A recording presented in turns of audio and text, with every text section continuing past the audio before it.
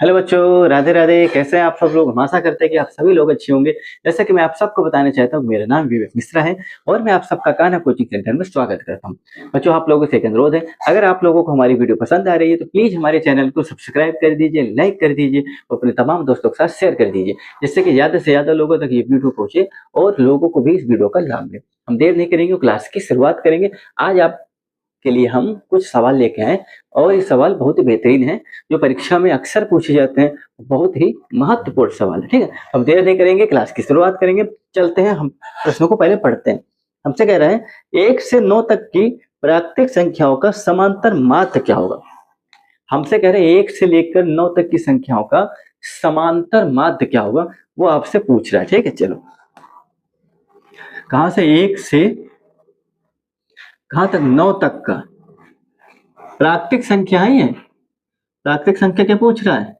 1 से लेके 9 तक का प्राकृतिक संख्या का समांतर माध्य पूछ रहा है। क्या पूछ रहा है? समांतर माध्य हमसे पूछ रहा है। ठीक है, क्या पूछ रहा है? समांतर माध्य पूछ रहा है कि भैया 1 से लेकर 9 तक की प्राकृतिक संख्या है, उनका समांतर माध्य क्या होगा। आप लिख लो प्राकृतिक संख्या क्या होंगी भैया। 1 2 3 4 5 6 7 8 9। ठीक है, इतनी संख्या दे रखी है। हमसे कह रहे भैया ये प्राकृतिक संख्या, क्योंकि प्राकृतिक संख्या क्या होती है? प्राकृतिक संख्या जो 1 से शुरू होती है और अनंत तक जाती है, उनको हम बोलते हैं प्राकृतिक संख्या। आप लोगों ने पढ़ा होगा, रिवीजन आप इनका कर लेना। ठीक है, अब ध्यान देना, समांतर माध्य का मतलब क्या होता है, पहले आप इन चीजों को समझ लीजिए। देखो, समांतर माध्य का मतलब होता है, इसको हम दूसरे अगर शब्द में बोले तो इसका मतलब होता है औसत। क्या बोलता है? औसत। औसत शब्द से क्या बनता है भैया? बीच वाला पद, ये बीच वाली संख्या। औसत क्या होती है?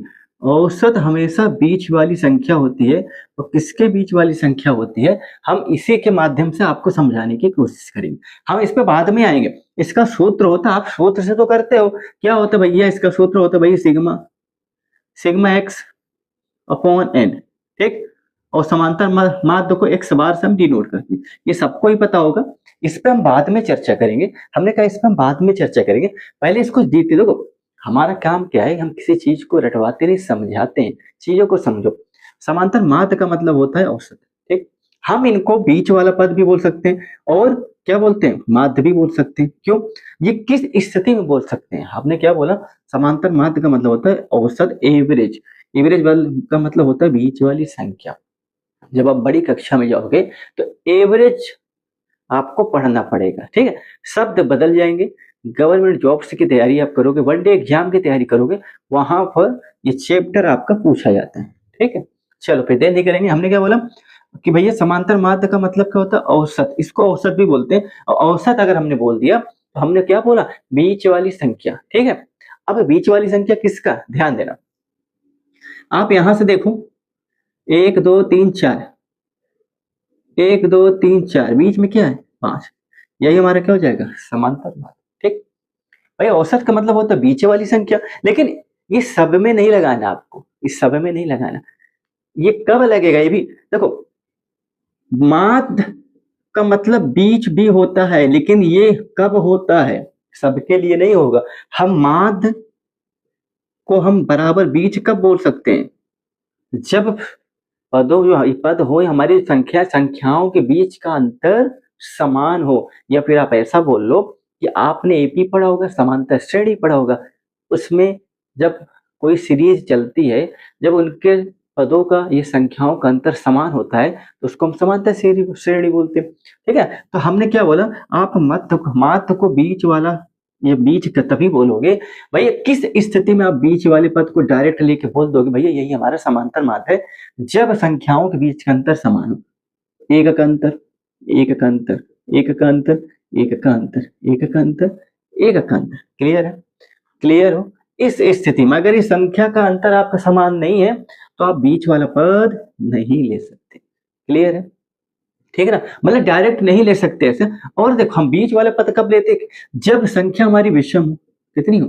संख्या, संख्या, संख्या नहीं, संख्या भाई, संख्या जो हमारी, मतलब नंबर दे रखे हैं, इनकी नंबर अगर आप नंबरिंग करो, काउंटिंग करोगे तो क्या होना चाहिए, विषम पद हो। कैसे, मतलब काउंटिंग करो भैया, 1 2 3 4 5, कितने, कुल 9 पद हैं। अगर पदों की संख्या विषम है, आप ऐसा समझो, पदों की संख्या विषम है, तब तो भैया इधर से 4 इधर से 4, आप मिडिल वाला पद आपको मिल जाएगा और अंतर समान हो जाए। लेकिन अगर पदों की संख्या क्या हो, सम हो, पदों की संख्या अगर सम होती है तो भाई ऐसा आपने लिया, देखो हमने क्या बोला, 2 4 6 8, ठीक।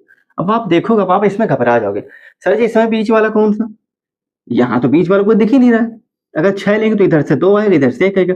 जब पदों की संख्या सम हो, हमने क्या बोला, पदों की संख्या सम हो, भाई इधर इधर एक बैलेंस है, बचा क्या बीच का, 2, यही बचा। तो भैया इस 2 को आप ले लो, 6 + 4, 2 लिए भैया, 2 से भाग कर तो कितना आया, 10/2, कितना आया, 5, ठीक। सम संख्या में आप 2 पद लोगे और उनको 2 से भाग करो, क्योंकि आपने 2 ही संख्या ली है। अब आपको पता होना चाहिए भाई 4 और 6 के बीच में क्या आता है, 5 ही तो आता है। 4 और 6 के बीच में क्या आता है, 5 ही तो आता है। तो भाई बीच वाला पद क्या हो गया, 5 हो गया। क्लियर है, राइट है, समझ में आया यहाँ तक, यहाँ तक समझ में आया, आगे देखो, यहाँ तक समझ में आया। अब आगे देखो, इस पर हम बाद में चर्चा करेंगे। हमने क्या बोला आपको, सम संख्या होगा तो बीच के 2 पद लोगे, 2 लिया आपने तो 2 से भाग करोगे, ठीक है ना। और अगर विषम होगा तो भाई आपको यहाँ मिल जाएगा, ठीक। अब दूसरा केस क्या है कि भाई संख्याओं का अंतर समान होना चाहिए, ठीक है। अब देखो औसत जो हमने बोला भैया, औसत का मतलब क्या होता है, इसको थोड़ा आप सरल भाषा में समझो। औसत समांतर मत दोनों एक ही शब्द है, इंग्लिश में बोलते हैं एवरेज।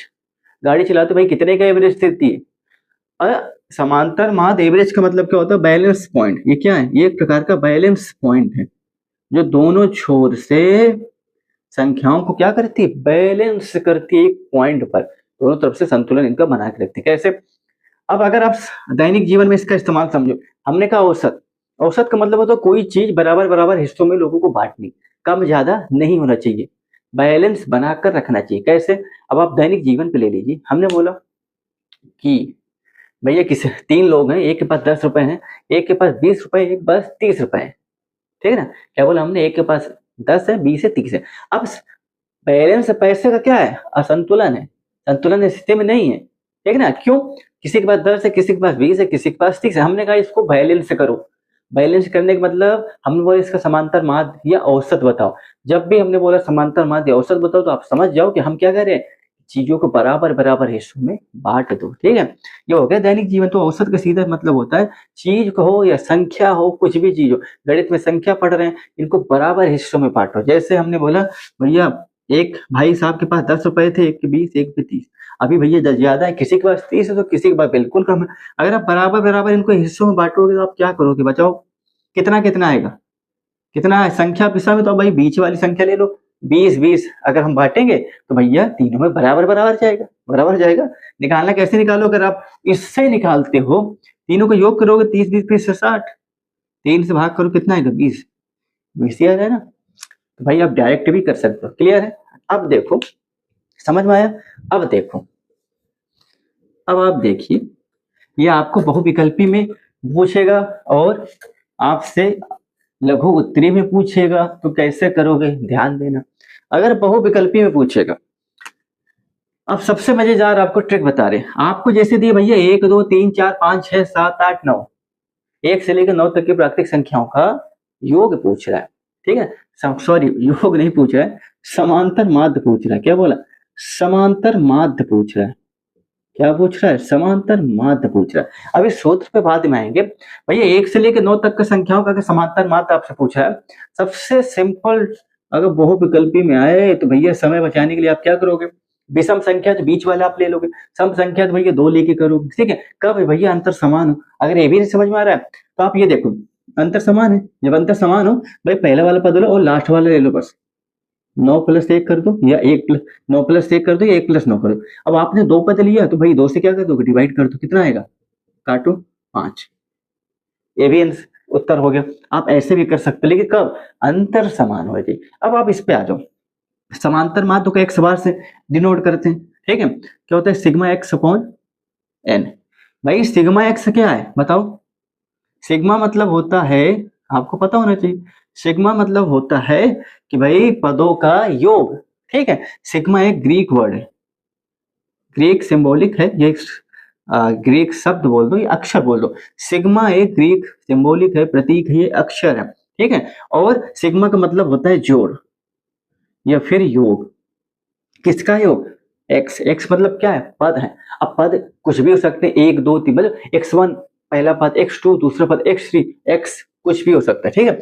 तो भैया x मतलब जितने भी पद हैं पदों का योग। कितने पद हैं जोड़ो, 1 से लेकर 9 तक का पद जोड़ोगे 45 आएगा। n बराबर होता है पदों की संख्या, नंबर ऑफ टर्म। कितने पद हैं? 9 हैं। भैया 9 से आप डिवाइड करो, कितना आ गया? 5। अब भैया तरीके तो हमने आपको 3-4 बता डाले, जो समझ में आए आप इसको कर लो। क्लियर है? हम आशा करते हैं आपको समझ में आया होगा, ठीक है। आप इसको लिख लो, ठीक। चलो इसको लिख लो, आप मिटा दें। चलो इसको मिटा। ये आप जरूर सवाल लगा के जाना परीक्षा में, बहुविकल्पी में या अति लघुत्तरी में या लघुत्तरी में आपसे पूछ लेगा, ठीक है। बहुविकल्पी में आएगा तो आपको डायरेक्ट हमने इसका तरीका बता दिया, आप ऐसे इसको कर सकते हो, ठीक है। चलो एक सवाल और देख लेते हैं। हमसे कह रहा है यदि हमसे कह रहा है यदि 26 156 का एलसीएम हमको दे रखा है। कितना दे रखा है? एलसीएम दे रखा है 156, ठीक है ना। और इसका एचसीएफ पूछ रहा है। क्या पूछ रहा है? इसका हमसे एचसीएफ पूछ रहा है। भैया आपने रियल नंबर पढ़ा होगा पहले ही चैप्टर। आप ये बताओ भाई, दो संख्याओं का गुणनफल क्या होता है? दो संख्याओं का गुणनफल क्या होता है बताना। दो संख्याओं का गुणनफल होता है भैया एलसीएम गुणे एचसीएफ, या एचसीएफ गुणे एचसीएफ, सॉरी एचसीएफ गुणे एलसीएम या एलसीएम गुणे एचसीएफ, ठीक है। भाई पहली संख्या कितनी है? 26, दूसरी कितनी है? 156, और भैया एलसीएम कितना है? 156। एचसीएफ आपसे पूछ रहा है, क्या करना है? कुछ नहीं करना है भाई, इसको इधर लो, काट दो। कितना है भैया? एचसीएफ बराबर आ गया आपका 26, ठीक है। उम्मीद करते हैं आपको समझ में आया होगा, ठीक है। तो आप हमारी कल वाली वीडियो देखिए, हमने उस पर पूरे सूत्र आपको रटवाई नहीं, समझा रखे यूनिक कॉन्सेप्ट। अगर आप परीक्षा में बोल रहे हो तो हमारे द्वारा समझाई गई तरीका फिगर बनाइए, चीजों का वहीं से आउटपुट निकालिए, आप खुद से जनरेट कर सकते हैं फार्मूला, ठीक है। कल वाली आप हमारी वीडियो देखिए, पृष्ठीय क्षेत्रफल आयतन की जितने भी सूत्र 3D फिगर के हमने सब बता रखे। आज हमने आपके 2 सवाल कराए, समांतर माध्य और आपका एक ये एचसीएफ एलसीएम वाला, ठीक है। हमने दीर्घ उत्तरीय प्रश्न भी करा रखे, आप जाके हमारी वीडियो देखिए। 27 फरवरी को आपका पेपर है, उससे पहले हम आपके सवाल को कराते रहेंगे, ठीक है। चलो बच्चों आज के लिए इतना ही, कल फिर आपसे मिलेंगे इसी वक्त इसी टाइम। तब तक के लिए राधे राधे, जय श्री कृष्ण।